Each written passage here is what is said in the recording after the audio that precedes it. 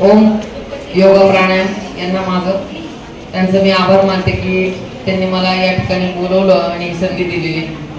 मैत्रिणी सगळेजण सांस्कृतिक कार्यक्रम बघण्यासाठी खूप उत्सुक आहेत. मोजकच बोलेल, फक्त ज्या काय सध्याला चेन स्नॅचिंग आणि बतावणीचे गुन्हे होत आहेत त्याच्याबद्दल फक्त तुम्ही प्रिकॉशन घ्या. कारण का सोनं खूप महाग झालेलं आहे. आजचा रेट जवळजवळ मला वाटतं 1.65 आहे. मी रोज रेट घेत असते, घेणं नका कळना पण रेट घेत असते. कारण का गुन्हा आला की आम्हाला धडकी भरती. एखाद्याचा 1 तोळा गेला तरी 1.5 लाख किंमत द्यावं लागतं कमीत कमी. मैत्रिणी, एक तर तुम्ही जिथं निर्जल ठिकाण आहे त्या ठिकाणी तुम्ही एकटे दुकटे फिरू नका. संध्याकाळी जर का तुम्ही एकट्या आहात तर तुम्ही सोनं घातलेलं आहे तर ते रॅप करून घ्या. रॅप म्हणजे ओढणी असेल तर ओढणी पूर्ण गुंडाळा, बरोबर आहे.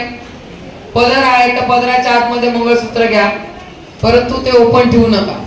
संध्याकाळी 8:30, 9, दुपारी 2, सकाळी 4, पहाटे 5, 7 ते फिरायच्या टायमिंगला पण चेन स्नॅचिंग सारखे प्रकार होत आहेत. आपल्या हद्दीमध्ये तसं थोडंफार म्हणजे प्रमाण एकदम बऱ्यापैकी कमी आहे, पण होत नाही असं नाही. त्यामुळे मैत्रिणीला माझी तेवढीच विनंती राहील की तुम्ही तुमच्या मंगळसूत्र चेन कुणी स्नॅचिंग आरोपी करणार नाही याची खबरदारी घ्या. त्याचबरोबर बतावणीचे गुन्हे होतात. हे गुन्हे फक्त वयस्कर लोकांच्या बाबतीत होतात. शक्यतो आतापर्यंत आमच्याकडे तक्रारदार यंग कुणीच आलेला नाही. 60 अँड अबावचेच असतात. म्हणजे पुरुष आला तरी तो तेवढाच असतो आणि महिला आली तरी ती तेवढीच असते. मग तिला काही कारण सांगितलं जातं की पुढं साड्या वाटत चाललंय, तुम्ही गरीब दिसायला पाहिजे का, फक्त गरीब लोकांना साड्या वाटतायत. मग ते तुमच्या हातातल्या बांगड्या बिंगड्या बघितल्या तुम्ही गरीब नाही वाटत. मग एक काम करा, तुम्ही ह्या रुमाला ठेवा आणि हा रुमाल तुमच्या पिशवीत ठेवा. आणि एवढं म्हणतो ती बाई त्या रुमालात बांगड्या काढून ठेवते आणि तेवढा तो हातचालकी करतो. नंतर फक्त रुमालच त्या बाईच्या बॅगेत असतो आणि बांगड्या त्याच्या खिशात असतो. कळत देखील नाही. सोनं हा महिलांचा वीक पॉइंट असतो, बरोबर आहे.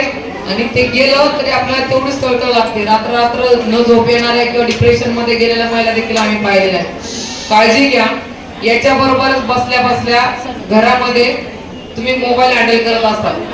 मोबाईल हँडल करताना जे ऍप किंवा जी लिंक तुमच्या ओळखीच्या व्यक्तीने पाठवलेली नाहीये तिला प्लीज डाउनलोड करू नका.